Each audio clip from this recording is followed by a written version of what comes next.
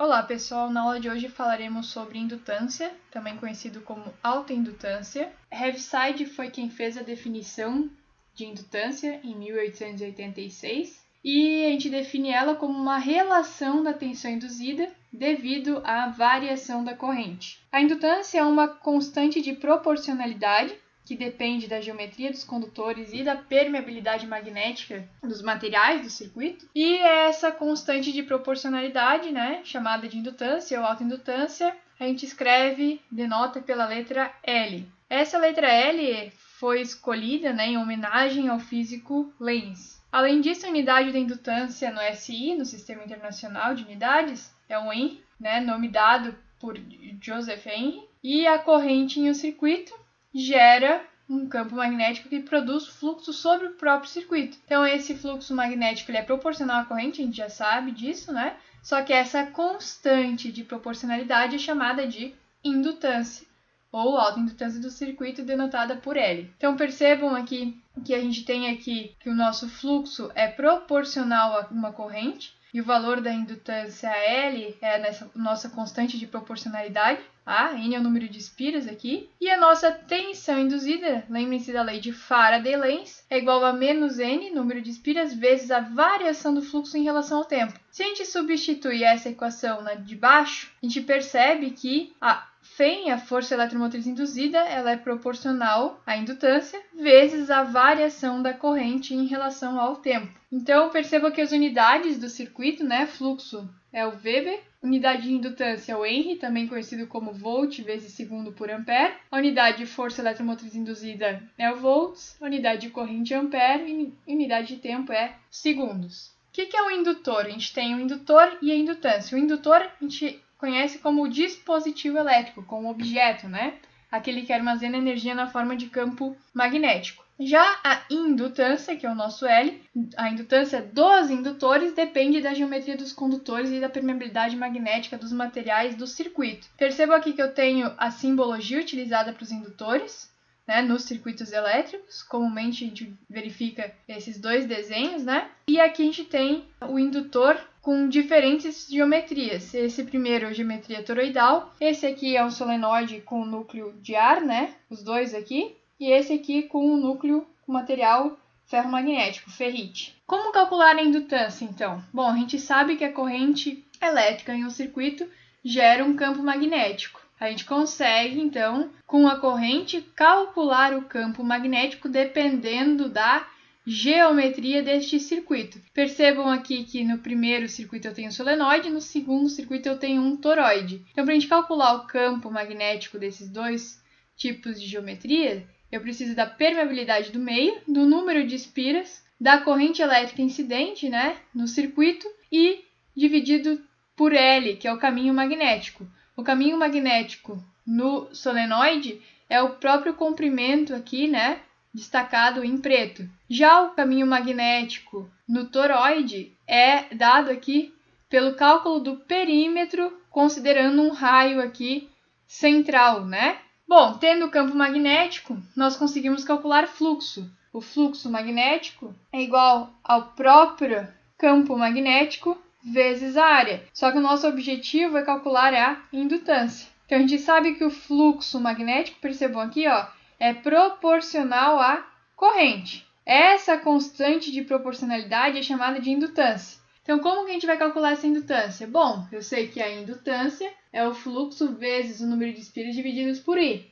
Se eu tenho o valor do fluxo, basta eu substituir aqui na equação e eu encontro que a indutância é igual à permeabilidade do meio vezes N ao quadrado vezes a seção transversal, por onde passa o fluxo, divididos pelo caminho magnético, o tamanho do caminho magnético em metros.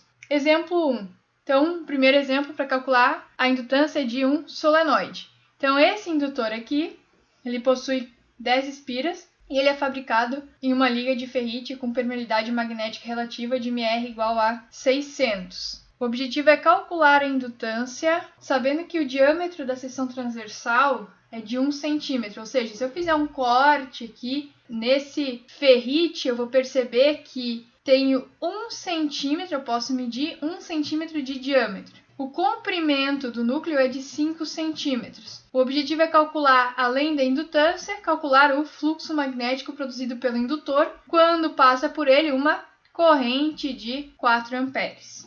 Bom, pessoal, o número de espiras é 10. O diâmetro da seção transversal é 1 centímetro, ou seja, 1 vezes 10 na menos 2 metros. A permeabilidade relativa vale 600. Eu quero calcular o valor da indutância, né? Sabendo aqui que o comprimento desse indutor é de 5 centímetros, ou seja, 5 vezes 10 na menos 2 metros. Bom, para fazer isso, a gente vai se lembrar que o valor do diâmetro aqui vai nos dar o valor da nossa seção transversal. A gente sabe que o raio da seção transversal vai ser o diâmetro divididos por 2, que é igual, né, a 5 milímetros, ou seja, 5 vezes 10 a menos 3 metros. A seção a gente vai calcular então, né, lembrando que seção transversal a gente tem um círculo, né, a gente vai calcular a área desse círculo, e para calcular a área desse círculo, a gente faz S igual a πr ao quadrado. Fazendo isso, a gente vai ter que a seção é de 7,854 vezes 10 na menos 5 metros quadrados. O valor da indutância, utilizando a nossa equação, vai ser N ao quadrado vezes a permeabilidade,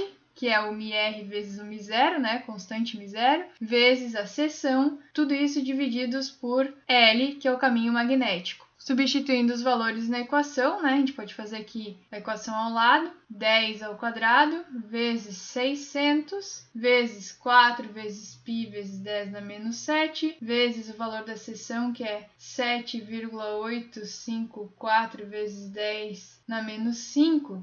Fazendo tudo isso e dividindo 5 vezes 10 na menos 2, vou ter que o valor de L, o valor da indutância, é igual a 118,435 vezes 10 na menos 6 Henry, né? Lembrando que 10 na menos 6 é a mesma coisa que microhenry. Já o valor do fluxo, né, quando percorre aqui uma corrente de 4 amperes, o valor do fluxo será igual a L vezes I divididos por N. Então, L vezes I divididos por N, faço aqui 118,435 micro vezes 4 divididos por N, que é 10. Com isso, eu tenho que o fluxo é igual a 4,737 vezes 10 na menos 5 Weber, né?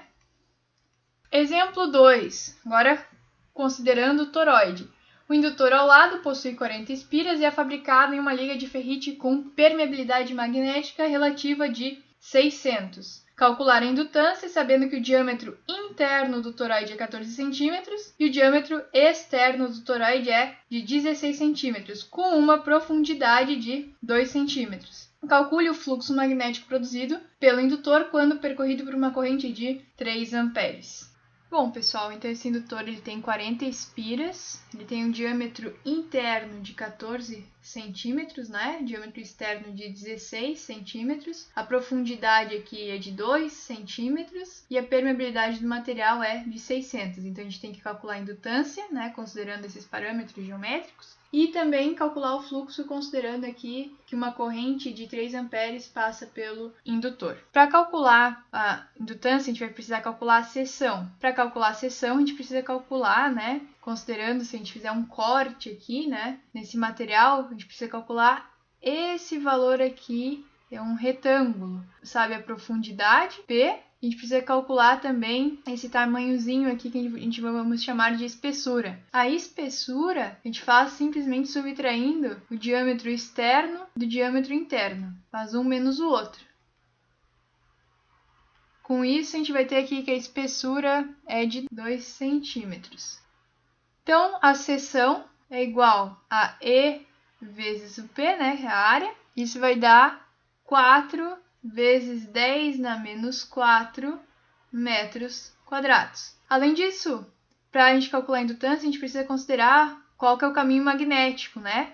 Considerar o L. Então, o L aqui vai ser dada pelo perímetro aqui do raio central. Então, o raio central a gente calcula fazendo uma média, né? Qual que é o diâmetro central, uma média dos dois diâmetros. Soma e dividir por 2, d int mais D externo e divide tudo isso por 2. Com isso eu tenho que o diâmetro central é igual a 15, né? 15 centímetros. Qual que é o raio? É só dividir o diâmetro por 2. Então, o raio central vai ser de 7,5 centímetros. E o caminho magnético vai ser o perímetro, né? Então, vai ser 2 vezes π vezes o raio central. Fazendo isso, o caminho magnético eu posso calcular, vai me dar 47,124 centímetros. 10 a menos 2 metros. O valor da indutância, de acordo com a nossa equação, é N ao quadrado, permeabilidade, que é a permeabilidade relativa vezes a permeabilidade do vácuo, vezes a área, divididos por L. Isso dá, substituindo os valores, né? 1,024 vezes 10 na menos 3 Henry, sendo que isso aqui é o nosso mili-Henry. O valor do fluxo, valor da indutância vezes a corrente divididos pelo número de espiras. Então, o valor da indutância a gente conhece, da corrente é 3 amperes, número de espiras é 40, substituindo tudo, teremos 7,68 vezes 10 na menos 5 Weber. Além disso, nós temos que nos lembrar do conceito de tensão autoinduzida. Bom, a gente sabe já que a indutância é uma relação da tensão induzida devido à variação da corrente. Então, nós já temos aqui a nossa equação, que será utilizada, que eu tenho a nossa tensão induzida é igual a menos L, variação da corrente em relação ao tempo. O que significa isso? Bom, se eu pegar aqui a nossa simbologia do indutor, então eu tenho dois casos aqui. O primeiro caso, eu estou considerando que a minha corrente ela está aumentando. Quando a minha corrente aumenta, a corrente indutora aumenta, eu tenho que criar uma força eletromotriz induzida de tal maneira que se opõe à variação dessa corrente. Ou seja, eu tenho que criar uma corrente induzida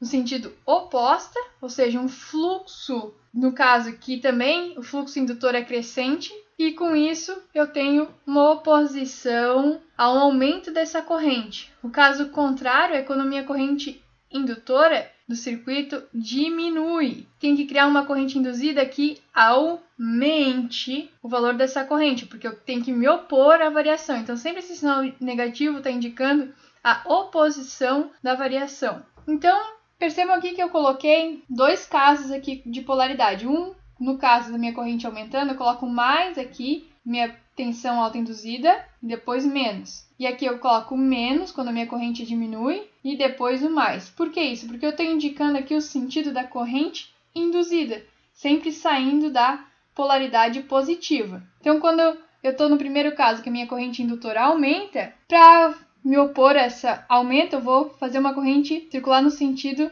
da direita para a esquerda, corrente induzida. Já aqui, quando a minha corrente diminui, eu quero aumentar essa corrente. Então, eu vou fazer com que minha corrente induzida saia do mais aqui, da esquerda para a direita. Como a gente fala muito em circuitos elétricos a gente mantém, né, na nossa convenção receptor-gerador, em qualquer circuito elétrico com resistência, capacitância, indutância, sempre quando a minha corrente está entrando nos elementos passivos na polaridade positiva. Por esse motivo eu coloco aqui o VL com o mais e o menos aqui, ó, mais e o menos aqui, no mesmo ponto. Mas quando a minha corrente aumenta, o VL, para se opor à variação, né, tem que ser um VL positivo. E aqui, quando a minha corrente diminui, o meu VL tem que ser um VL negativo. Essa equação aqui de valor de tensão sobre os indutores em circuitos elétricos, a gente não coloca o sinal, porque a gente já está considerando os valores positivos e negativos aqui de oposição à variação da corrente, tá? Então, exemplo 3 aqui, tensão autoinduzida. A gente vai esboçar o gráfico da tensão nos terminais de uma bobina de 2 mH. Então, eu quero calcular aqui a tensão nos terminais do indutor, sabendo que a corrente, quando entra no indutor, né,